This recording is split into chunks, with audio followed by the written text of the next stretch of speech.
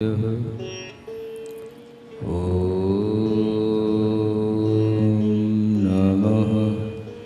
सिद्धेभ्यः।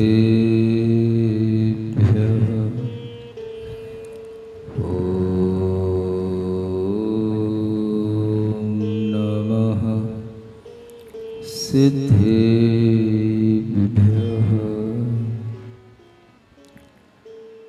जयतस्तव पार्श्वस्य श्रीमद्भरतुः पदद्वयम् क्षयं दुस्तरपापस्य क्षमं कर्तुं ददच्चयम्। देवादिदेव आदिम तीर्थंकर श्री ऋषभनाथ भगवान की, देवादिदेव श्री पार्श्वनाथ भगवान की, वर्तमान शासन नायक श्री वर्धमान महावीर भगवान की, परम पूज्य आचार्य गुरुवर श्री विद्यासागर जी महाराज की। मोह महात्म दलन दिन तप लक्ष्मी भरतार। ते पारस परमेश मुझ हो सुमति दातार। वामानंदन कल्पतरु जयो जगत हितकार। मुनिजन जाकी आश करी जाचे शिव फलसार। जाचे शिव फलसार। तीर्थंकर भगवान पार्श्वनाथ की यह मंगलमयी कथा, जिसके माध्यम से हम अपनी आत्मा का भी श्रद्धान मजबूत बना रहे हैं। जो चीज़ हमारे जीवन में कभी भी हमें दिखाई नहीं देती, अदृश्य रहती है, ऐसी भी बहुत सी चीज़ें हमारे आसपास होती हैं, हमारे भीतर होती हैं, और उन चीज़ों के विश्वास से ही हमारे जीवन में कुछ नया घटित होता है। हर आदमी का जीवन देखा जाए तो एक बेहोशी के साथ चलता रहता है। होश का जीवन जीने वाले लोग बहुत कम होते हैं, और वह होश तब तक नहीं आता जब तक कि हमें किसी ऐसी ही अदृश्य, जो इनविजिबल चीजें हैं, उन पर हमारा विश्वास नहीं बनता। जब तक हमारा विश्वास देखने वाली चीजों पर रहता है, तब तक हम भौतिकवादी कहलाते हैं, जिससे हम कहते हैं हम अपने आप को हमेशा भौतिक पदार्थों से, मैटर से जोड़ के रखते हैं, तो हम मेटलिस्टिक कहलाते हैं। लेकिन जब हम अपने आप को किसी ऐसी चीज़ों से भी जोड़ते हैं जो हमारे भीतर से हमें कभी कभार महसूस होती हैं, और उन चीज़ों के माध्यम से हम थोड़ा सा भौतिकता से भी अपने आप को बचा पाते हैं, तो हम अध्यात्मवादी कहलाते हैं। इसे हम स्पिरिचुअलिटी कहते हैं। ये दोनों का ही समायोजन हमारे जीवन में होना बहुत जरूरी है। अध्यात्मवाद का अगर समायोजन भौतिकवाद के साथ में नहीं होता है, तो वह भौतिकता हमारे जीवन को अंततः दुख ही देगी, और उस जीवन से हम कुछ भी सीख नहीं पाएंगे। क्योंकि जो जीवन हमें मिला है वो केवल खाने पीने, मौज उड़ाने और अपना निर्वाह कर लेना या अपने परिवार का निर्वाह कर लेने मात्र के उद्देश्य से नहीं मिलता। ये निर्वाह तो हर कोई कर लेता है। निर्वाह की प्रक्रिया तो एक अपने आप चलने वाली और हमारे संस्कारों के कारण से आगे बढ़ने वाली प्रक्रिया है। और निर्वाह करने की कला तो आप देखेंगे कि वो केवल न मनुष्यों में होती है, वह पशुओं और पक्षियों में भी होती है। जीवन का निर्वाह करना सभी जानते हैं, पक्षी भी जानते हैं, पशु भी जानते हैं कि जीवन का निर्वाह कैसे किया जाता है।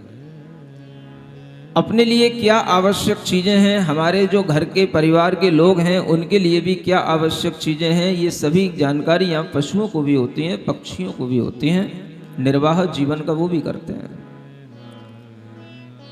जीवन में केवल निर्वाह करना महत्वपूर्ण नहीं होता, और अगर हम केवल अपना विज़न, अपनी लाइफ को जीने का सिर्फ इस रूप में रखते हैं कि हम केवल जीवन का निर्वाह करें, तो हम समझेंगे कि आप जीवन जीने के बाद भी, जीवन में कितनी भी सफलताएं अर्जित करने के बावजूद भी, योर लाइफ इज फेल्योर, आप असफल हैं। जीवन की सफलता इसमें नहीं है कि हम अपने परिवार को अच्छा चला रहे हैं। जीवन की सफलता इसमें नहीं है कि हमने अपने आप को बहुत निश्चिंत बना रखा है कि हमें अब जीवन में कुछ करने की इच्छा नहीं है, हमारे पास में सब कुछ है। जीवन की आवश्यकताएं कुछ और होती हैं।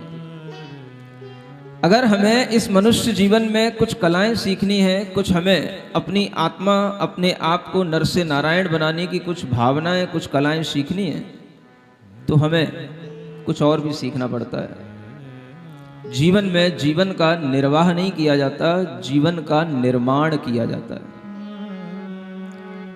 निर्वाह सबको ही कर लेता है, लेकिन निर्माण बहुत कम लोग कर पाते हैं। जीवन का निर्माण करना, निर्माण जानते हैं?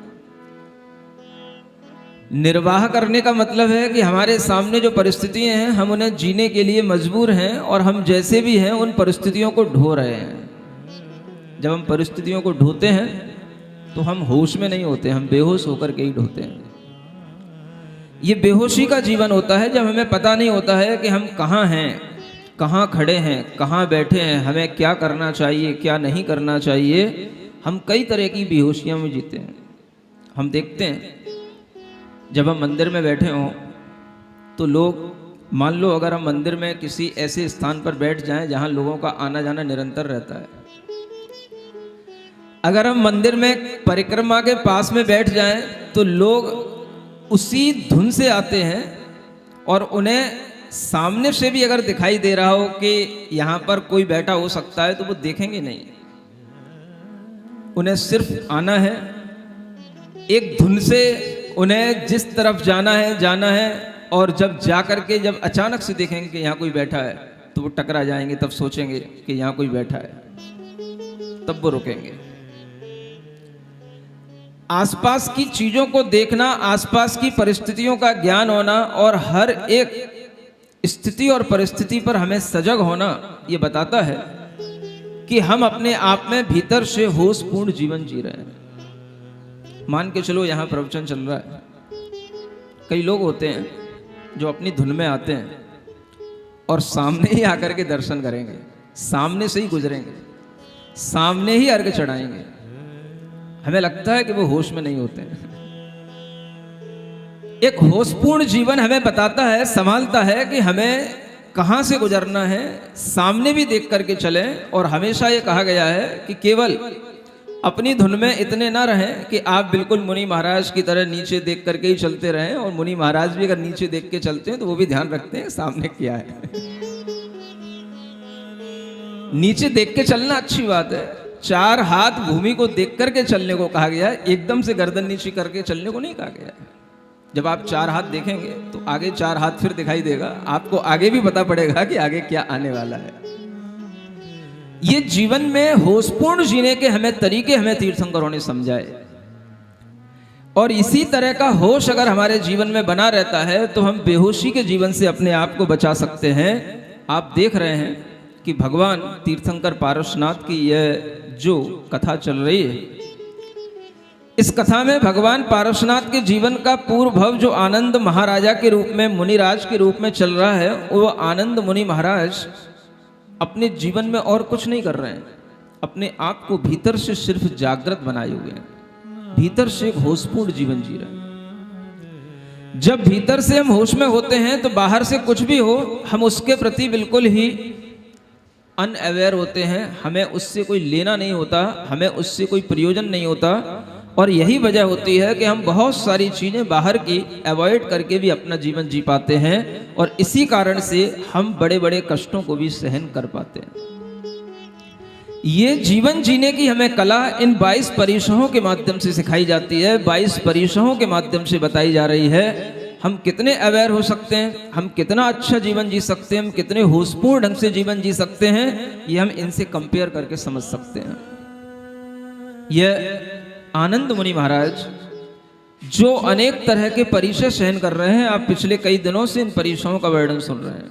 क्षुत, पिपासा, जरा, अनेक तरीके के ये रोग, और इन सबको दूर करने के लिए इन परिचयों को सहन करना जो 22 परिचयों के रूप में हमारे सामने हैं, और उनमें से आप काफी कुछ सुन चुके हैं। आगे की ये कथा अभी कुछ और परिचयों, उन्हीं कष्टों को सहन करने के लिए ही हमें कुछ और ज्ञान देने वाली है। हम देखते हैं कि इन कष्टों के सहन करने से, इनका ज्ञान लेने से हमारे अंदर किस तरह से वो ज्ञान आ सकता है कि अगर ये कष्ट कभी हमारे ऊपर हो तो इन्हें हम भी सहन कर सकें। उन्हीं आनंद मुनि महाराज के पास में चलते हैं जो पारसनाथ भगवान की ही आत्मा है, और उन्हीं पारसनाथ भगवान के अंदर जो ये मंगलमय भाव आनंद मुनि महाराज की आत्मा की पर्याय के साथ बन रहा है, वही मंगलता उन्हें तीर्थंकर के रूप में आगे जन्म में ले जाने वाली है।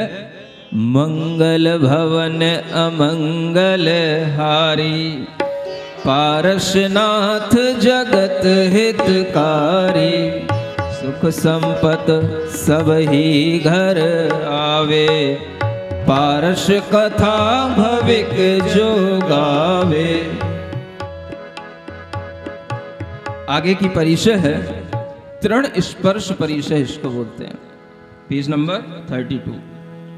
सूखे तृण अरु तीखण कांटे, कठिन कांकरी पाय विदारे, रजुड़ आय परै लोचन में, पीर फांस तन पीर विदारे।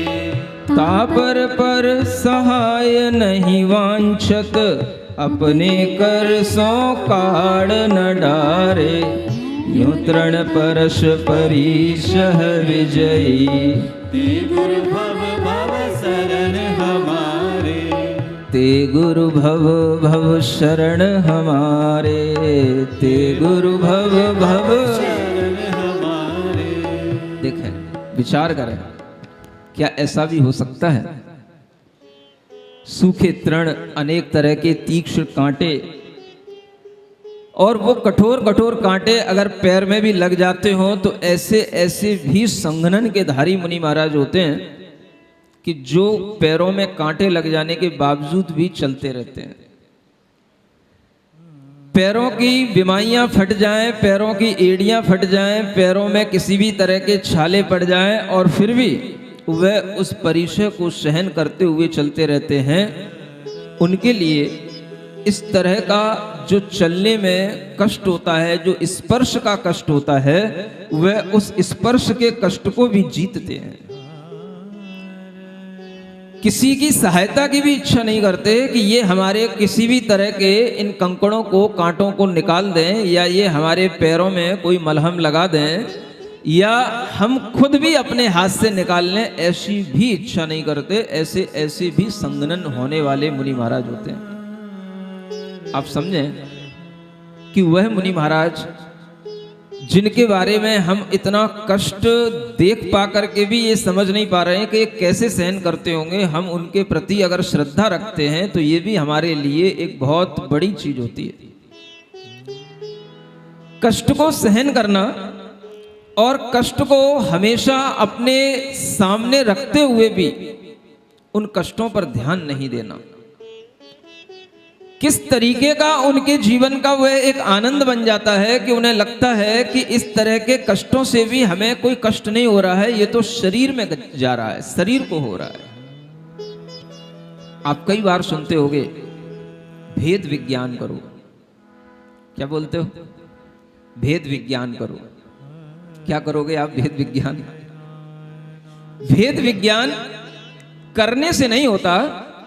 भेद विज्ञान का जीवन जीने वाले जो मुनि महाराज होते हैं वो हमेशा भेद विज्ञानी ही होते हैं और भेद विज्ञान ही करते रहते हैं। आप करने के लिए कोई बैठ जाओगे किसी स्थान पर, आप भेद विज्ञान करने के लिए कोई भावना करोगे तो आप सिर्फ भावना कर पाओगे। भेद विज्ञान तो तभी होगा जब आप होश पूर्वक जी रहे होगे। ये होशपूर्ण जीवन है। इस जीवन में जब मुनि महाराज इस तरह का अपने अंदर होश बनाए रखते हैं कि हमें शरीर में अपने मन को लगाना नहीं, शरीर मेरा नहीं, और शरीर की ममता को त्याग करके अपने आप को चैतन्यमय महसूस करना, ज्ञान दर्शनमय महसूस करना, अपने मन को हमेशा अपनी आत्मा में लगाना, यह होशपूर्ण जीवन है। ऐसा होशपूर्ण जीवन जब बनेगा तब का आनंद ही कुछ और होगा। अभी तो हम केवल मुनि महाराज की कथा सुन रहे हैं और कथा सुनने में भी हमें आनंद आ रहा है, और ये आनंद अगर हमारा बना रहता है तो कभी ऐसा भी आनंद आ सकता है, हम भावना कर सकते हैं कि हे प्रभु, कभी मैं ऐसे भी मुनि महाराज की पदवी को धारण करूं और ऐसे ही अपनी आत्मा में निमग्न रहूं कि मुझे ये बाहरी कष्ट भी कोई कष्ट ना दिखाई दे और मेरी आत्मा में इतनी शक्ति आ जाए, मुझे ये आत्म शक्ति की प्राप्ति हो जाए। मैं ऐसी पारसनाथ भगवान से निरंतर प्रार्थना करता हूं कि ऐसी शक्ति मुझे प्राप्त हो। आखिर और क्या चाहिए? अगर हमारी शक्तियां बढ़ती रहेंगी तो हमारी भक्तियां भी बढ़ती रहेंगी। भक्ति से हमें क्या प्राप्त करना होता है? शक्ति। और फिर शक्ति से हमें क्या करना होता है? भक्ति। जहां से जो चीज हमें मिल रही है उसका उपयोग उसी चीज में करना। अगर हमें भक्ति करने से शक्ति मिल रही है तो हमें अपनी शक्ति फिर और भक्ति को बढ़ाने में लगाना। अगर हमें इस ज्ञान से भी कोई भीतर से शक्ति प्राप्त हो रही है तो इसी शक्ति को फिर उसी ज्ञान की प्राप्ति में लगाना और इस तरह से उस शक्ति का उपयोग करते जाना, यही कहलाता है भेद विज्ञान। और इस तरह का भेद विज्ञान, भेद माने एक भीतर अंतर पैदा करना, अंतर का ज्ञान होना, और वह अंतर का ज्ञान प्रैक्टिकली अगर होता है तो इन 22 परिसरों के साथ होता है। चलते चलते अगर थोड़ा सा भी गर्म जमीन होती है तो उस समय पर हम देखते हैं कि लोग कितना उछलते हैं। अगर कभी हमारे साथ भी चलते हैं, थोड़ी दूर अगर उन्हें चलना होता है और 11 बजे 12 बजे का भी अगर कभी टाइम हो, दोपहर का टाइम हो, और कहीं से भी आकर के किसी स्थान तक पहुंचना हो, तो आप देखें जब तपी हुई सड़कें होती हैं तो उन पर हम जब चलते हैं तो कैसे उछलते हुए चलते हैं। ऐसा लगता है कि बस कहीं कोई थोड़ी सी ठंडी जगह मिल जाए, थोड़ी सी ठंडी छांव मिल जाए, कहीं पर थोड़ी सी कोई ऐसी छाया मिल जाए जहां से हम गुजरते हुए थोड़ा ठंडे पैरों के साथ चलें। गर्मी सहन नहीं होती है। तृण का स्पर्श ये तो उन लोगों के लिए है जो जंगलों में रहा करते थे जब डंबर रोड नहीं हुआ करती थी। उन मुनि महाराजों के लिए जब वो गांव में मेड़ों पर तरह तरह की पगडंडियों पर चला करते थे तो उनके लिए तृण स्पर्श नाम का ये परिचय है। मैं समझता हूं आज ये तृण स्पर्श ही सड़क स्पर्श में बदल गया। अपडेट तो करना पड़ेगा ना परिचय को भी। ये तृण और कांटे आज हमें रास्तों पर चलते हुए कम मिलते हैं, लेकिन अगर हमें कोई परिचय मिलता है तो किस बात का? हाँ, डंबर रोड है, सीमेंटेड रोड है, और जब वो गर्म होती हैं तो उनकी गर्मी कुछ अलग ही होती है।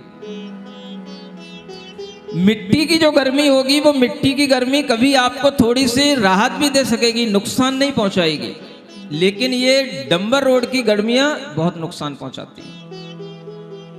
एक तो एक काले रंग की डंबर रोड, आप जिन पैरों से चल रहे हैं और उन पैरों पर ही जो है आपके आंख का, आपके मुख का सारा पैनल होता है, और उन पर जब उस गर्मी का प्रभाव पड़ता है तो आप ये समझें कि जिसमें वो डामर पिघल रहा हो, ऐसी कोई भी किसी भी तरीके का कोई भी हॉट चैम्बर हो, हीट चैम्बर हो, और उसमें जैसे वो डामर पिघल रहा हो, उस डामर की जैसे लौ निकल रही हो, वैसी लौ जब इन सड़कों पर निकलती है तो मुझे लगता है कि यही तृण स्पर्श आज इस सड़क स्पर्श नाम के परिसर में बदल जाता है।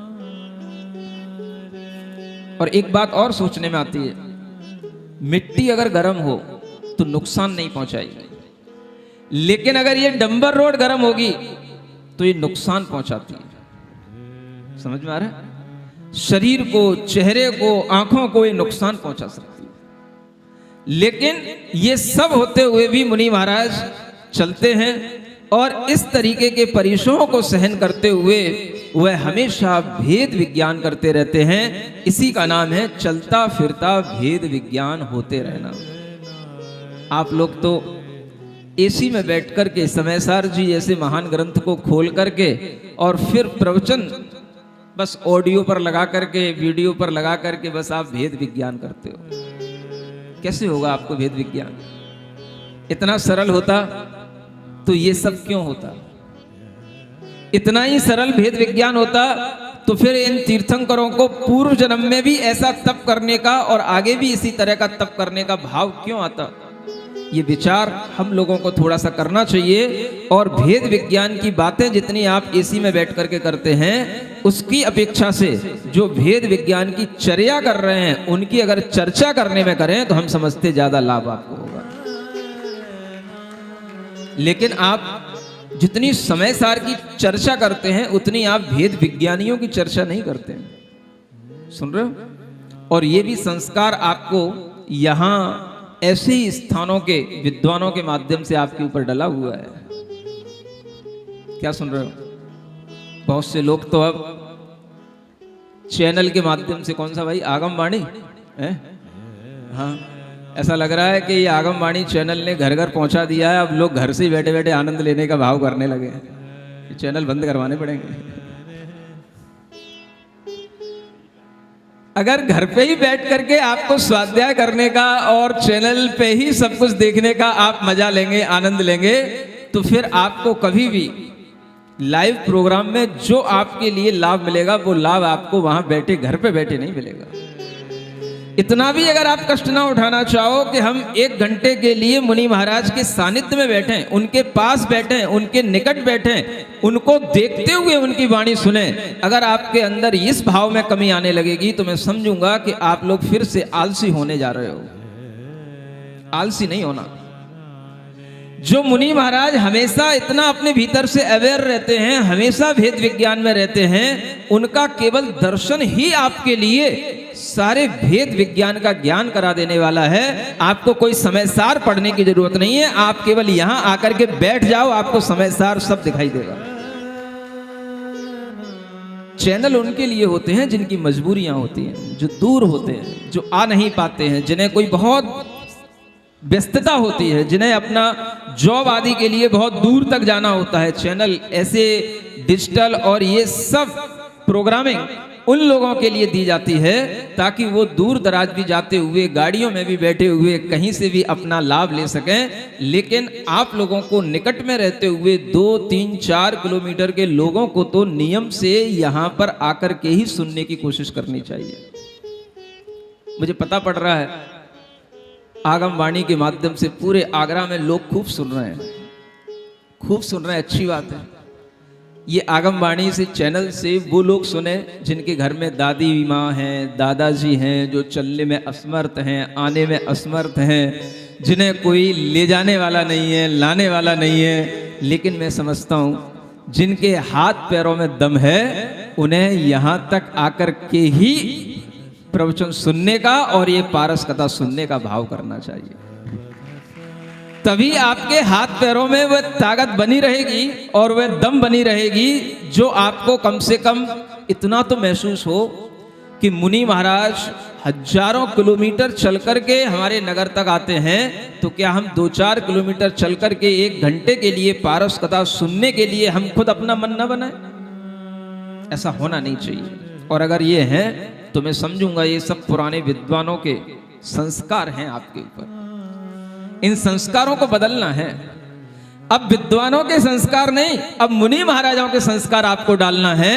और विद्वानों के संस्कारों से जो आपके अंदर एक आलस्य पैदा होता है उसे दूर करके आपको मुनि महाराज की तरह हमेशा एक्टिव और हमेशा आपको अवेयर रहना है। ऐसा संस्कार आपको डालना है। वो आपको यहीं पर बैठकर के सीखने को देखने को मिलेगा। मैच घर से टीवी पर वो देखते हैं जिन्हें स्टेडियम में पहुंचने के लिए टिकट नहीं मिलती है। सुन रहे?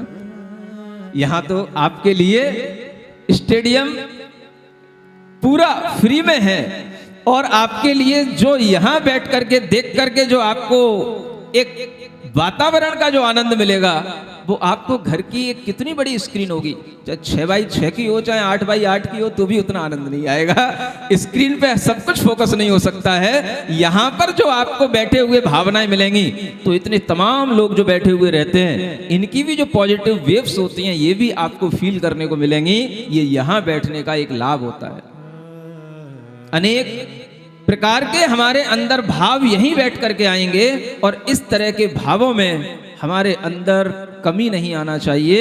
ये भाव निरंतर चलते रहना चाहिए। ये परिसय जब तक चल रहे हैं और इन परिसयों का जब तक हम ज्ञान ले रहे हैं, हम ये सोचते रहें कि मुनि महाराज तो पैदल चल चल करके कितना रास्ता नाप लेते हैं, हमें तो गाड़ियों से चलना है, अपने वाहनों से आना है, और फिर भी हम आलस्य करें तो हम समझेंगे कि आप लोगों के अंदर अभी भी वही पुराने वाले संस्कार चल रहे हैं। सुन रहे हो? जितने लोग बैठे हैं वो तो बढ़िया बैठे हैं, एक्टिव वाले बैठे हैं, लेकिन बहुत से लोग जो टीवियों पर बैठ बैठ करके सुन सुन करके आनंद ले रहे हैं, उनके लिए थोड़ा सा कहना था, वो भी अब बाहर निकल करके आने की कोशिश करें। तृण स्पर्श परिचय के बाद में एक परिचय होता है जिसे कहते हैं मल परिचय। जाव जीव जल नौन तजो, जिन नगन रूप वन थान खरे हैं, चले पसेव धूप की विरिया, उड़त धूल सब अंग भरे हैं। मलिन देह को देख महामुनि, मलिन भाव उर नाही करे हैं। यो मल जनित परिसह जीते, तिने हाथ हम शीस धरे हैं। यह एक और परिचय है जिसका नाम है मल परिचय। क्या बोलते हैं? मल माने मैलापन। आप शरीर को रोजाना नहलाते हैं, रोजाना पोंछते हैं, रोजाना साबुन अनेक तरह के डिटर्जेंट का उपयोग करते हैं, लेकिन मुनि महाराज कभी भी स्नान नहीं करते। जब से दीक्षा लेते हैं तभी से उनका स्नान का त्याग हो जाता है। अस्नान व्रत उनका होता है। सुन रहे हैं? दीक्षा लेने के बाद जितना भी उनका जीवन है वो पूरे जीवन बिना स्नान के रहते हैं, और जब स्नान नहीं करते हैं तो अनेक तरह से उनके शरीर पर मैल भी लगते हैं, पसीना भी आता है, जम भी जाता है, और अनेक तरीके के उनके शरीर पर वह मैल जब चिपक भी जाता है, मलिनता भी महसूस होती है, तो भी मुनि महाराज उसको देख करके अपने मन को मैला नहीं करते, क्योंकि उन्हें पता है तन ही मैला है और तन का मैला होने का स्वभाव है। हमें तन के निमित्त से अपने मन को मैला नहीं करना है। समझो कितनी बड़ी बात है। हम इन परिसरों से क्या सीखें? हम इन परिसरों से सीख सकते हैं कि मुनि महाराज अपने शरीर को कभी नहीं धोते और कभी भी जीवों की रक्षा करने के लिए वह डिटर्जेंट और सोडा और साबुन का पानी कभी भी उनके द्वारा नालियों में नहीं बहता। जब नालियों में ये पानी नहीं जाता तो वो उनके माध्यम से कभी भी जीव हिंसा नहीं होती। आप लोगों को नहाना जरूरी होता है, क्योंकि कहा गया है जो गृहस्थ हैं, जो अर्थ और काम पुरुषार्थ करते हैं, उन्हें नहाना आवश्यक है। उनकी शुद्धि नहाने से ही होगी। और ऐसे गृहस्थों को नहाने के लिए अगर किसी भी तरह के साधन मिलते हैं तो वो गृहस्थ सिर्फ इतना सोचें कि उन साधनों में हमारे सामने हिंसक साधन नहीं होना चाहिए। पहले के लोग भी नहाते थे, पानी से नहाते थे। पहले के लोग भी कुछ नहाने से पहले कुछ पाउडर का, कुछ पेस्ट का यूज करते थे, लेकिन वो सब किस तरीके के होते थे? प्राकृतिक होते थे।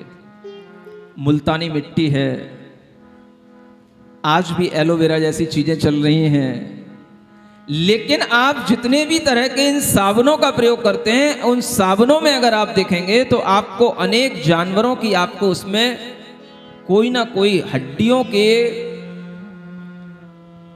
चूरे से बनने वाले अनेक तरीके के पेस्टों का उसमें इस्तेमाल किया जाता है। चाहे वो लक्स हो, चाहे सिंथोल हो, चाहे डायना डब, पता नहीं क्या क्या आने लग गए। अपने जमाने के तो मुझे एक दो याद है। पियर्स, ये भी उसी जमाने का है। लाइफ बॉय तो बहुत पुराना हो गया, उसको तो कोई यूज ही नहीं करता था, वो तो हैंड वॉश के लिए यूज होता था। अगर आप इस तरीके की चीजों का यूज करते हैं तो आप एक क्षण के लिए ये जरूर विचार करें कि कहीं इसमें किसी जानवर की चर्बी तो नहीं है, जानवर की हड्डियों का कोई चूरा तो नहीं है। ये विचार करके ही आप उसको अपने शरीर पर लगाएं। और अगर आप अपने आप को अहिंसक रूप में अपनी जीवन शैली को बनाना चाहते हैं तो इस तरह के विचारों से अपनी जीवन शैली को अहिंसक बना सकते हैं कि हम कभी भी अपने जीवन में अपने शरीर पर इस तरीके के साबुन और डिटर्जेंटों का उपयोग नहीं करेंगे।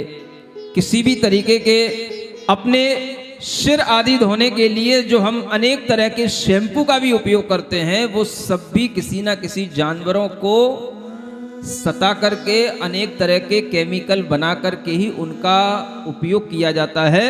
और हर एक शैम्पू को बनाने से पहले उसे खरगोश जैसे कोमल जानवरों की आंखों में डाल करके ये टेस्ट किया जाता है कि यह अगर किसी आदमी की आंख में गिरेगा तो कहीं कोई आदमी की आंख तो नहीं चली जाएगी। और इस चक्कर में कई खरगोशों की और कई बंदरों की आंखों को नुकसान पहुंचाया जाता है।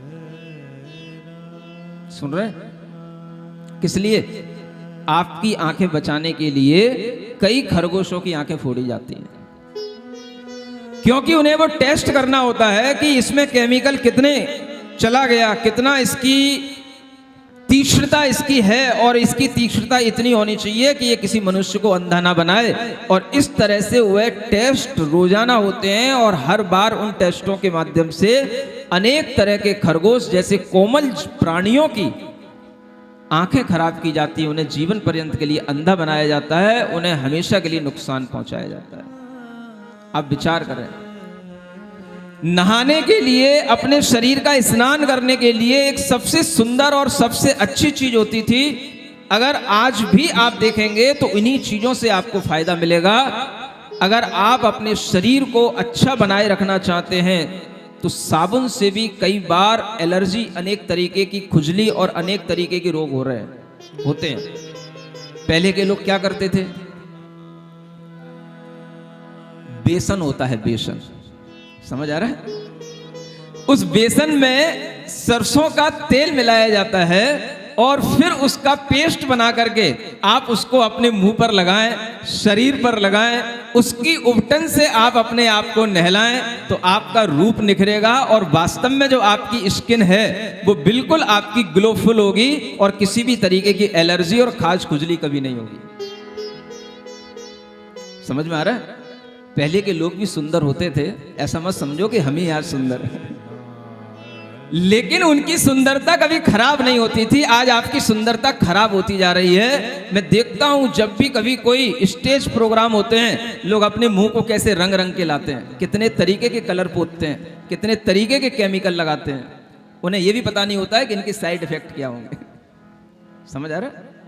ये सब सीखना चाहिए आपको इस बात से कि हमें पारसनाथ भगवान की कथा में बताया जा रहा है कि पारसनाथ भगवान की आत्मा अपने शरीर से अपना ममत्व इतना दूर हटाए के रखी थी कि उनके जीवन में कभी भी उन्होंने मुनि महाराज बनने के बाद नहाना तो दूर, उन्होंने अपने शरीर के मैल को भी कभी छुटाने का भाव नहीं किया। हम गृहस्थ हैं, अगर हमें अपने शरीर का मैल भी छुटाना पड़े तो हम अपने अहिंसक तरीके से छुटाएं। हम इसके लिए किसी भी तरह के हिंसक प्रोडक्ट्स का यूज ना करें। ये भी अगर हम अपने जीवन में इन कहानियों से सीखते जाएंगे तो हमें कुछ लाभ होगा। अन्यथा आप कहोगे महाराज आपके लिए ये बरिश हैं, आप ही सहन करो, हमें क्या करना है। समझ में आ रहा है? तो हमें तो आपको भी सिखाना है, आपको भी बताना है कि इन परिसों को सहन करने की भावना आपके अंदर तभी आएगी जब आप इस तरह से अपनी लाइफ स्टाइल में थोड़ा सा चेंज लाएंगे। तो हो सकता है कि आपके मनोभाव भी कभी इतने तीव्र बन जाएं कि आप भी भावना करने लगें कि भगवान एक दिन ऐसा आए जब मुझे स्नान किए बिना ही मेरा मन पवित्र बना रहे। ये पवित्रता भी आती है और ये भी धीरे धीरे साधना के माध्यम से आती है। इसलिए हम ऐसी भावनाएं इस पुराण से, इस कथा के वाचन से अपने मन के अंदर बना करके रखें। मंगल भवन अमंगल हारी, पारसनाथ जगत हितकारी, संपत्ति सब ही घर आवे, पारस कथा भविक जन गावे। आगे की परिचय है जिसका नाम है सत्कार पुरस्कार परिचय। जे महान वेद्यानिध विजयी, चिर तपसी गुण अतुल भरे हैं, तिनकी विनय वचन सो अथवा, उठ प्रणाम जन नाही करे हैं। ते मुनि तहाँ खेद नहीं माने, और मलिनता भाव हरे हैं। ऐसे परम साधु के अहने से, हाथ जोड़ हम पाए परे हैं। देखो इसे कहते हैं आध्यात्मिक जीवन, स्पिरिचुअलिटी। कभी भी हमारे मन में ये सब साधनाएं हैं, ये सब हमारे मन को अपनी आत्मा में लगाने के तरह तरह के तरीके हैं।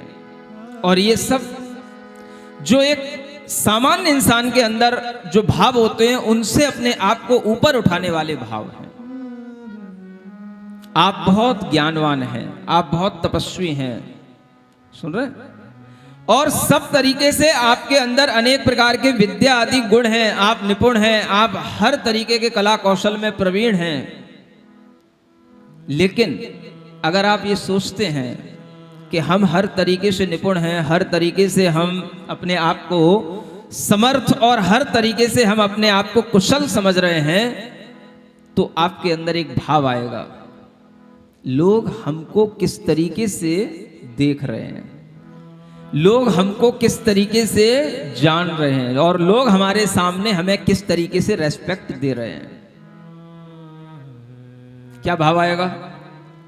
व्यक्ति बड़ा हो और बड़े होने के साथ उसके अंदर ये भाव भी न आए कि मुझे कोई इस भाव के कारण से रेस्पेक्ट दे। इसका नाम क्या है? इसका नाम है सत्कार पुरस्कार परिशह जय। समझ में आ रहा है? आप विचार करो क्या लेवल होता है ऐसे मुनि महाराजों का। किसी भी प्रकार की क्वालिटी अपने अंदर हो, लेकिन फिर भी ये नहीं चाहते कि उस क्वालिटी के कारण से लोग उन्हें पूजें, लोग उनका सत्कार करें, लोग उनके लिए हमेशा हाथ जोड़ करके उनके सामने बैठे रहें और उन्हें तरह तरह के सम्मान दें, सत्कार करें, उन्हें पुरस्कृत करें। उन्हें इस चीज की कोई भी इच्छाएं नहीं होती हैं। सब कुछ होते हुए भी सत्कार और पुरस्कार, मान और सम्मान की भावना से अपने आप को ऊपर उठाना। क्यों? कहीं ना कहीं ये भी चीज, ये भी एक एक्सपेक्टेशन है और ये भी हमारे लिए खेद खिन्नता का कारण बन जाती है। जिस किसी भी तरह की आप अपने मन में किसी से किसी भी तरीके की एक्सपेक्टेशन रखोगे और वो अगर दूसरे से होने वाली एक्सपेक्टेशन है, आप उसके लिए दूसरे पर डिपेंड हो और वो दूसरा आपके अनुसार तो नहीं है, वो तो अपने अनुसार चल रहा है। अगर वो कभी आपकी उस एक्सपेक्टेशन को फुलफिल नहीं कर पाता है तो आपके अंदर उसके कारण से क्या होगा, मन में कुछ डाउनफॉल होगा। समझ आ रहा है? इसी का नाम है मन की मलिनता। लेकिन ये भी नहीं होना। क्यों नहीं होना? दूसरे से मान सम्मान मिलने से मैं बड़ा नहीं होता। मैं बड़ा तो अपने आत्मिक गुणों का अनुभव करने से हो रहा हूं। और मान सम्मान दूसरों हमें क्या देंगे? मान सम्मान तो खुद अपनी आत्मा में, खुद अपने अंदर, खुद से खुद के अंदर प्रकट किया जाता है और अनुभव किया जाता है। मान सम्मान मांगने से नहीं मिलता। मान सम्मान दूसरों की अपेक्षाओं से नहीं आता। मान सम्मान तो आदमी के अंदर उसकी अपनी क्वालिटी से हमेशा उसे महसूस होता है। इसलिए कहा जाता है, respect your self, you will be respected. क्या समझ में आया? नहीं आया? आप अपने आप का इतना रेस्पेक्ट करो कि आप हमेशा अपने आप को रेस्पेक्टेड महसूस करो। दूसरे आपको रेस्पेक्ट करें, इसकी भी एक्सपेक्टेशन आपके अंदर नहीं होनी चाहिए। ये सबसे बड़ा हमारे अपना कॉन्फिडेंस के साथ में रहने वाला रेस्पेक्ट है। कोई भी ऐसी चीज मुनि महाराज पसंद नहीं करते जो दूसरों पर डिपेंड हो। आत्मनिर्भर, ये भाव जो मोदी जी दे रहे हैं, अगर इसकी आध्यात्मिक व्याख्याएं मोदी को सुनाई जाएं तो शायद मोदी और कुछ नया भाव भी दूसरे लोगों को सिखा सकते हैं, समझा सकते हैं। और अगर उन्हें यह सिखाया जाए, यह बताया जाए कि सेल्फ रेस्पेक्ट का भाव आदमी के अंदर पैदा करो, यह आत्मनिर्भर का सबसे बड़ा भाव है, तो हम केवल आत्मनिर्भर होने का भाव नहीं देंगे, उससे हम आत्मसम्मान का भी भाव देंगे।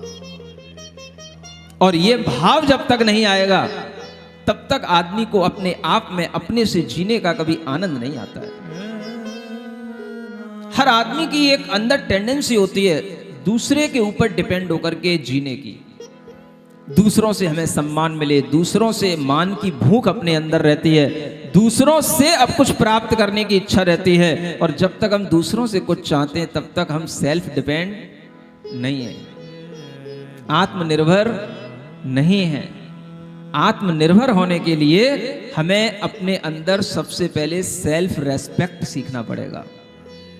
और सेल्फ रेस्पेक्ट का मतलब है हम अपने आप को सम्मानित करें, अपने आप में जो है उसका पहले अंदर एक गौरव, एक प्राउड महसूस करें। क्या नहीं है हमारे अंदर? कुछ भी नहीं है। तो सबसे बड़ी चीज हमारे अंदर है, अगर हम प्राणी हैं, मनुष्य हैं, तो हमारे अंदर चेतना है। चेतना क्या है? हाँ, हम चैतन्यमय हैं, हम ज्ञानमय हैं, हम आनंदमय हैं। ये सब हमारी चेतना की इंटीमेट क्वालिटी हैं। और इस तरीके की क्वालिटियां अगर हमारे अंदर पड़ी हैं और हमें अगर इस चीजों का होश आने लगेगा तो हमारे अंदर एक सेल्फ रेस्पेक्ट आता है। जब हम इसका होश ही नहीं रखते हैं तो हम बेहोशी का जीवन जीते हैं। और उसी बेहोशी के जीवन के कारण से हमें कभी भी इस तरीके का अपने अंदर एक आत्मसम्मान का भाव नहीं आता। सुबह सुबह जो लोग अरहम योग ध्यान की क्लास में आते हैं, जो भी यूथ आता है, वो केवल योग ही नहीं सीखते हैं, वो उस मेडिटेशन के माध्यम से, उस ध्यान के माध्यम से उनके अंदर वही पूर्णता का भाव लाया जाता है, उनके अंदर वही ज्ञान सिखाया जाता है कि आपके पास में कुछ नहीं हो तो भी आप खुश रह सको। ये चीजें सीखनी पड़ेंगी अगर हमें इस दुनिया में अच्छे ढंग से जीना है। तो अगर आपके जीवन में किसी भी तरीके की परेशानियां हैं तो भी आप अपने आप को खुश रख सको, ये चीजें सीखने के लिए हमें अपनी चेतना के पास जाना पड़ेगा, अपने होश में आना पड़ेगा। और इसी तरह का होश दिलाने के लिए सुबह सुबह वह अरहम योग मेडिटेशन होता है, जिसमें उन्हें यह प्रैक्टिस कराई जाती है, मैं चैतन्य आत्मा हूं, मैं पूर्ण हूं, मैं आनंदमय हूं, मैं प्रसन्न हूं। और वह प्रसन्नता without any reason, without any cause, वह प्रसन्नता हमारे अंदर है, वो हमारा स्वभाव है। इस तरीके की भावनाएं और इस तरीके की चेतनाएं आपकी जब तक भीतर से जागृत नहीं होंगी, आप एक बेहोशी का जीवन जी रहे हैं। मैं शुरू से कहता आ रहा हूं, सुन रहे हैं? और जो लोग इस तरीके का जीवन जीते हैं, उनके जीवन में आनंद जब आने लग जाता है तो फिर उनकी भागा दौड़ी इस तरह से नहीं होती है कि हम बस केवल कथा सुनने के लिए आए, कथा जैसी पूरी हुई हम भागते गए। उन्हें जब आनंद आता है तो वह सुबह का भी आनंद लेते हैं, और जब कथा होती है तो कथा का भी आनंद लेते हैं, क्योंकि उन्हें पता है कि वो कथा भी हमें वही आनंद देती है जिस आनंद की हमें सुबह प्रैक्टिस कराई गई। सुन रहे हो? ऐसी चेतना, इसकी एक चेन बननी चाहिए। चेतना का जागरण हो रहा है। इसका एक ऐसी दीप से दीप जलने वाली एक ऐसी इसकी एक क्रांति बननी चाहिए कि अगर हमारे अंदर चेतना आ रही है तो मैं और भी 4 लोगों के अंदर ये चेतना पैदा करूंगा। सुन रहे हो? बस ऐसी अगर चैन बनने लग गई तो अपने आप हर आदमी के अंदर वह सुख, वह भावना अपने आप पहुंचने लगेगी जो उसे उसके अंदर के होश के साथ जीने को मजबूर करेगी। इसलिए आप अगर होश में जीना चाहते हैं तो ये चीजें ध्यान रखें, जो हम दूसरों के आश्रित होकर के जीते हैं वो कभी होशपूर्ण जीवन नहीं होता है। यह सत्कार पुरस्कार नाम का परिचय मुनि महाराजों के लिए परिचय बन जाता है। आप अगर मुनि महाराजों के लिए ज्यादा सत्कार पुरस्कार भी देते हैं तो भी मुनि महाराजों को भीतर से वह क्या दिखता है? प्रसन्नता का कारण नहीं बनता है। वो उसको समता के भाव में लेते हैं। बोले इन लोगों की जय जयकारों पे खो नहीं जाना, इन लोगों की जय जयकारों पे ज्यादा विश्वास नहीं करना, ये तो 2-4 मिनट की जय जयकारें हैं, अपना तो जीवन कुछ अलग ही है।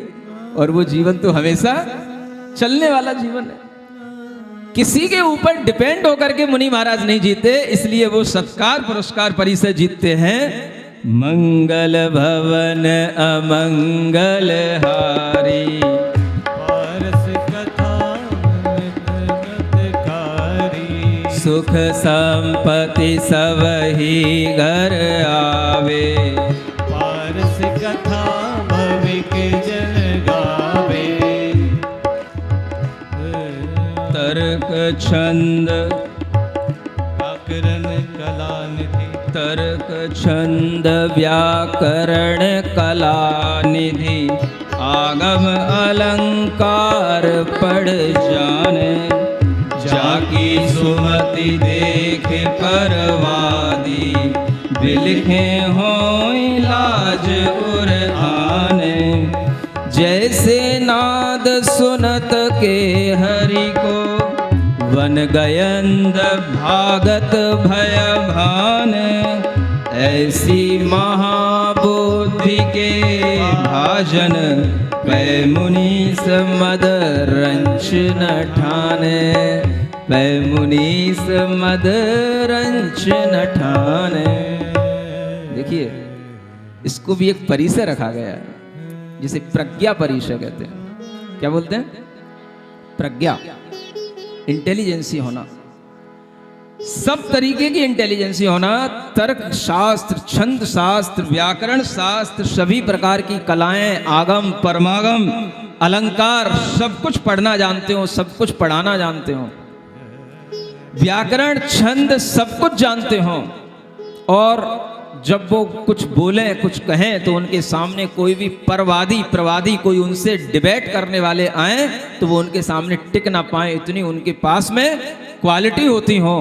और फिर भी सब कुछ होने के बाद में उनके मन में तनिक भी मद ना ही आता। इसी का नाम है प्रज्ञा परिचय। क्या सुन रहे हो? जैसे जंगलों में शेर अगर दहाड़ता है तो हाथी इधर उधर भागते फिरते हैं, ऐसे ही जब ज्ञानी मुनि महाराज जब किसी चीज का चैलेंज देते हैं तो सब इधर उधर अपने गूगलों पर सर्च करने लग जाते हैं, खोजने लग जाते हैं, और वह उनके सामने टिक नहीं पाते हैं। लेकिन मुनि महाराज इस सब करके भी और प्रशंसा सुन के भी अपने मन में तनिक भी मद नहीं लाते हैं। मद नहीं लाना, इसका नाम क्या है? प्रज्ञा परिचय। हो रहा है, ठीक है, ये मद अगर चढ़ गया तो फिर एक सामान्य आदमी में और मुनि महाराज में कोई अंतर नहीं रहेगा, क्योंकि सामान्य व्यक्ति जब कुछ अच्छे शौर्य के वीर के काम कर लेता है तो वह मद धारण कर लेता है, लेकिन मुनि महाराज अपने ऊपर कभी मद नहीं धारण करते हैं, क्योंकि उन्हें पता है ये सब मेरा नहीं है, ये सब ज्ञानावरण कर्म के क्षयोपशम के कारण से है। किसके कारण से है? ये ज्ञानावरण कर्म का क्षयोपशम थोड़ा ज्यादा बढ़ गया, उसका लेवल बढ़ गया, इसलिए ये सब ज्ञान की चीजें बढ़ गई। ये कर्म के कारण से हो रहा है। तो जिस तरह से हमें अन्य कर्मों का फल नहीं भोगना, वैसे ही मुझे ज्ञानावरण कर्म का भी फल नहीं भोगना। और कर्म का फल क्या भोगे? मुझे तो अपने आत्मा का आनंद लेना है, इसलिए मुझे मद नहीं करना। और मद तो एक कसाय है, ये भी एक कर्म है। मैं कर्म का बंधन मद करके क्यों करूं? ऐसा विचार करके मुनि महाराज अपनी प्रज्ञा पर भी कभी इतराते नहीं है। उसे बोलते हैं प्रज्ञा परिशह जय। सुन रहे हो? देखो ये भी एक परिचय है। आप कहते हो महाराज आशीर्वाद दे दो, मेरा बेटा पढ़ जाए, ज्ञानी हो जाए, है, हम इस चीज में महारत हासिल कर लें, ये मेरे लिए IAS में सिलेक्शन हो जाए, ये हो जाए, वो हो जाए। हो तो जाए, लेकिन होने के बावजूद भी क्या होगा? आपके अंदर एक मद आएगा, है ना, एक घमंड का भाव आएगा। लेकिन वह भाव से यदि आप बच पाएंगे तो आपके अंदर एक सहजता का आनंद आएगा, जो आत्मा का आनंद होगा। ऐसे प्रज्ञा परिचय को भी जीतना, और इसका जस्ट अपोजिट एक अज्ञान परिचय भी होता है। कौन सा? सावधान वर्तेन शिवासर, संयम शूर परम वैरागी, पालत गुपति गए दीर्घ दिन, सकल संग ममता परित्यागी, अवधि ज्ञान अथवा मन पर जय, केवल किरण अजो नहीं जागी, यो विकल्प नहीं करहि तपोधन, सो अज्ञान विजयी बड़ भागी। देखो, ज्ञान के साथ भी अज्ञान हमेशा बना रहता है। अगर मति ज्ञान, श्रुत ज्ञान हमारे पास में बढ़ गया है तो अवधि ज्ञान, मनः परे ज्ञान, केवल ज्ञान नहीं है, ये भी बड़ा अज्ञान है। और इस तरह के ज्ञान नहीं हो पा रहे हैं, और हमने दीर्घ काल से सब तरह की तपस्याएं की हैं, साधनाएं की हैं, सब तरीके के हमने परिग्रहों का त्याग करके, ममता का परित्याग करके, हमने सब तरीके का साधना करके हर ज्ञान को अर्जित करने का प्रयास किया, लेकिन अभी तक हमारे अंदर अवधि ज्ञान का क्षयोपशम नहीं आ रहा, मनः परे ज्ञान का क्षयोपशम नहीं आ रहा। और ऐसा सोचकर के भी कि केवल ज्ञान नहीं हो पा रहा, मुनि महाराज खेद नहीं लाते। इसका नाम है अज्ञान परिचय को जीतना। अब ये तो पूरे जीवन भर जीतना ही पड़ेगा, क्योंकि ये तो पहले से ही कोर्स में लिख दिया गया है। भाई ये तुमको थ्योरी में पढ़ाया जा रहा है, लेकिन प्रैक्टिकली कभी तुम्हें होने वाला नहीं है, क्योंकि पंचम काल में कभी भी अवधि ज्ञान, मनः परे ज्ञान और केवल ज्ञान होते नहीं है। तो ये अज्ञान का परिचय तो आपको हमेशा अपने लिए जीतते रहना पड़ेगा, और ये ध्यान रखे रहना पड़ेगा कि ये अज्ञान से भी हमें खेद खिन्न नहीं होना है। ये भी एक परिचय है। एक बार आपको बताया था ना बुद्ध के बारे में। बुद्ध इसीलिए परेशान हो गए थे, गौतम बुद्ध, कि वह दीर्घ काल तपस्या करने के बावजूद भी उन्हें कुछ ये ज्ञान प्रकट नहीं हो रहा था। न कुछ अवधि ज्ञान हो रहा, न मनः परे ज्ञान हो रहा, न केवल ज्ञान हो रहा। और उन्होंने तपस्या इसीलिए धारण की थी क्योंकि उन्हें पता था कि हमें इसी तपस्या से केवल ज्ञान प्राप्त होगा। और वह जब इस तरह की तपस्या कर रहे थे, तब इन्हीं पारसनाथ भगवान का वह काल चल रहा था। उन्हीं तीर्थंकर के काल में उन्होंने दीक्षा ली थी, क्योंकि महावीर भगवान तो उनके थोड़े से बाद तीर्थंकर बने हैं। सुन रहे हो? पारसनाथ भगवान के ही समय का वह धर्म का प्रवर्तन, धर्म शासन का काल चल रहा था, और वह उस तपस्या से डिग गए, क्योंकि वो अज्ञान परिचय जीत नहीं पाए और फिर एक वृक्ष के नीचे बैठ गए और कुछ दिनों बाद उन्होंने पूर्णिमा के दिन डिक्लेयर कर दिया कि मुझे बोधि की प्राप्ति हो गई। उनके शिष्यों ने ये चारों तरफ नगाड़ा बजा दिया कि मेरे गौतम को, महात्मा को बोधि की प्राप्ति हो गई, बोधि की प्राप्ति हो गई, और उनके लिए ये घोषित कर दिया गया कि ये भी भगवान बन गए। लेकिन रियलिटी क्या है? ये उन्हीं के ग्रंथों में लिखी हुई है कि उन्होंने ये तपस्या सिर्फ इसलिए छोड़ी क्योंकि उन्हें इससे कुछ हासिल नहीं हो रहा था, और ये उस काल में हासिल नहीं हुआ जब ये चतुर्थ काल का समय चल रहा था। लेकिन अभी अगर हम देखें तो इस पंचम काल में तो ये होता ही नहीं है, और इस तरीके के समयों पर भी जब ये नहीं होता है तो भी हमें ये अज्ञान परिचय को जीतने का भी मन बनाए रखना पड़ता है। और भी एक परिचय है अंतिम, ये परिचय आज पूर्ण होते हैं, अदर्शन परिचय। मैं चिर घोर घोर तप कीनो, अजौ रिद्धि अतिशय नहीं जागे, तपवल सिद्ध होई सब सुनिए, सो कछु बात झूठ सी लागे, यों कदापि चित में नहीं चिंतत, समकित शुद्ध शांत रस पागे, सो ही साधु अदर्शन विजयी, ताके दर्शन सो अग भागे। ये भी उसी तरह की परिचय है। एक अज्ञान है और एक अदर्शन है। अज्ञान में हमें ज्ञान नहीं मिल रहा है, अदर्शन में हमें कोई दर्शन नहीं हो रहा। किसका? तरह तरह की हमने सुना था रिद्धियां हो जाती हैं, सिद्धियां हो जाती हैं, तरह तरह की शक्तियां आ जाती हैं, लेकिन चिरकाल की तपस्या करने के बावजूद भी कुछ रिद्धियां नहीं हो रही। कोई तप के बल का कोई भी अतिशय नहीं दिखाई दे रहा है, कोई भी सिद्धियां नहीं हो रही हैं, और ऐसा लग रहा है ये सब बातें झूठी सी हैं कि ऐसी तपस्या करने से ऐसी रिद्धियां होती हैं, ऐसे चमत्कार होते हैं, तो कुछ भी नहीं हो रहा है। ये सोच कर के अगर मन में मलिनता आ गई तो वह अदर्शन परिचय नहीं हुआ। और जिन्होंने केवल तपस्या की, उसके बदले में किसी फल की कोई आकांक्षा नहीं की, और अपने मन में इस तरह का अदर्शन परिचय निरंतर जीतते रहे, तो उनके दर्शन मात्र से भी आपके कर्म कटेंगे, आपके पाप कटेंगे। रिद्धि सिद्धि और चमत्कारी गुरुओं के दर्शन करने से कोई पाप नहीं कटते हैं। पाप किससे कटेंगे? जो सिर्फ तप कर रहे हैं, बिना किसी प्रयोजन के, बिना किसी इच्छा के, बिना किसी चमत्कार दिखाने के, बिना किसी भी तरह के आपको लुभावनी प्रवृत्ति के, वह सिर्फ अपनी तपस्या कर रहे हैं। ऐसे मुनि महाराज के दर्शन करने से तुम्हारे पाप कटेंगे। लेकिन आपको क्या लगता है, जब तक नारियल नीचे ना गिरे और नीचे गिर करके वो ऐसे मुनि महाराज से अपने आप ऊपर ना आ जाए, तब तक तो कैसे महाराज, इतना भी आपने करके नहीं दिखाया तो आप क्या कर पाओगे, हमारी किस्मत क्या बदलोगे? समझ आ रहा है? कुछ लोग इसी में मजे लेते हैं। जब पता पड़ता है कि ये सब चीजें जो आपके मोबाइल पर आ रही हैं, सब मोबाइल के सॉफ्टवेयर से हो रही हैं, लेकिन मुनि महाराज भी इसमें मजा लेते हैं। समझ आ रहा है? और श्रावक भी मजे लेते हैं, और श्रावक ही ऐसे सॉफ्टवेयर बनाते होंगे, श्रावक ही इस तरीके के मोबाइलों में मुनि महाराज को जोड़ते होंगे, तो मुनि महाराज की प्रभावना बढ़े।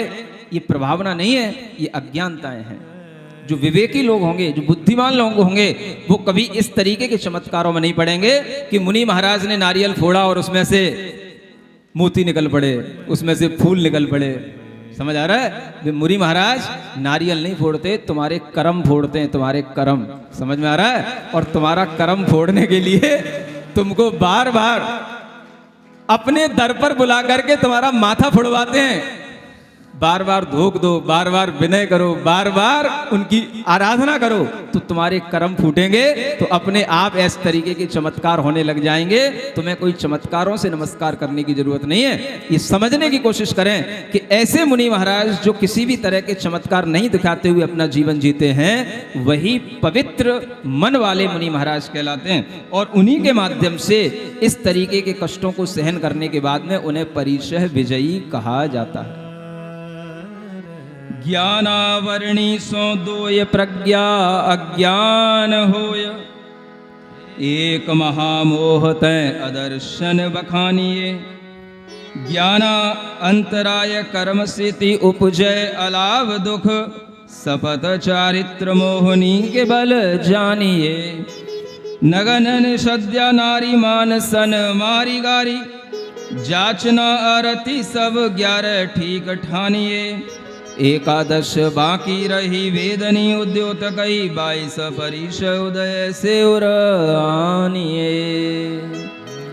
ये बताया गया यहाँ कि 22 परिचय कैसे कैसे कर्मों के उदय से होते हैं और किन किन कर्मों के उदय से कौन कौन से परिचय होते हैं, इसका यहाँ पर एक सैद्धांतिक जानकारी दी गई है।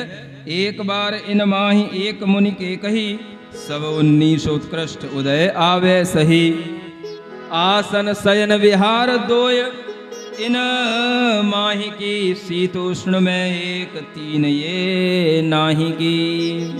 22 परिसों में एक साथ यदि होंगे तो 19 होंगे। कितने होंगे? हाँ, क्यों? शीत और उष्ण में से एक बार में एक ही होगा। ठंडी लग रही है तो ठंडी लगेगी, गर्मी लग रही तो गर्मी लगेगी। और निसद्या, चर्या और शैया, इन 3 में से भी एक बार में एक ही होगा। या तो बैठ लो, या चल लो, या लेट लो। समझ आ रहा है? तो 3 में से 2 ये कम हो गए और शीत उष्ण में से एक ये कम हो गया, तो 22 में से 3 कम हो गए। कितने बचे? 19 परिसर बचे। अब आपकी कथा और आगे बढ़ रही है। मंगल भवन अमंगल हारी, पारसनाथ सुख संपत सब ही घर आवे। पारस कथा भविक जन गावे। अब 10 लक्षण धर्म के कहूँ मूल 10 अंग, जे नित श्री आनंद मुनि पालत है सर्वंग। 10 लक्षण धर्म ये मुनि महाराज के हमेशा धारण करने वाले धर्म हैं, जो आपके लिए केवल 10 दिन मनाने के लिए आते हैं। मुनि महाराज उन्हें जीवन पर्यंत के लिए पालन करते हैं। ऐसे 10 धर्मों को भी वह आनंद मुनि महाराज अपने अंदर धारण करते हैं। और इन 10 धर्मों की डिटेल आपको 10 लक्षण धर्म में ही बताई जाएगी, इसलिए इसकी डिटेल यहाँ ज़्यादा ना करते हुए हम इन 10 लक्षण धर्म को आगे पढ़ते हैं। बिना दोष दुर्जन दुख देय, समरथ होय सकल सहलेय। दूध कषायन उपजे जहाँ, उत्तम क्षमा कहावे। 8 महामद पाय अनूप, निरभिमान बरते मृद रूप। मान कषाय जहाँ नहीं होए, मार्दव धर्म है सोए। जो मन चिंते सो मुख कहे, करें काय सो कारज बहें।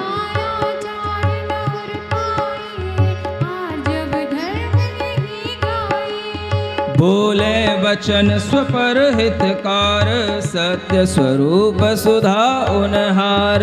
मिथ्या वचन कहे नहीं भूल, सोई सत्य धर्म धर्मूल। ये तो सब आपको समझ ही आ रहा होगा। उत्तम, क्षमा, मार्दव, आर्जव, सौ, सत्य, है ना।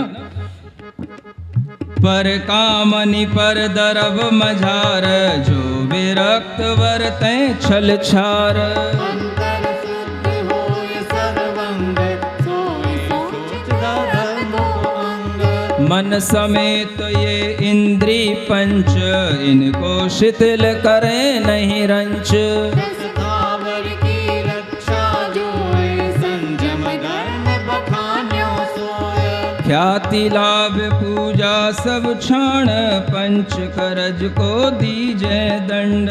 सो तप धर्म कयो जग सारे, अनसनादि 12 प्रकार। संयम धारी व्रत प्रधान, दीजे 24 उत्तम दान।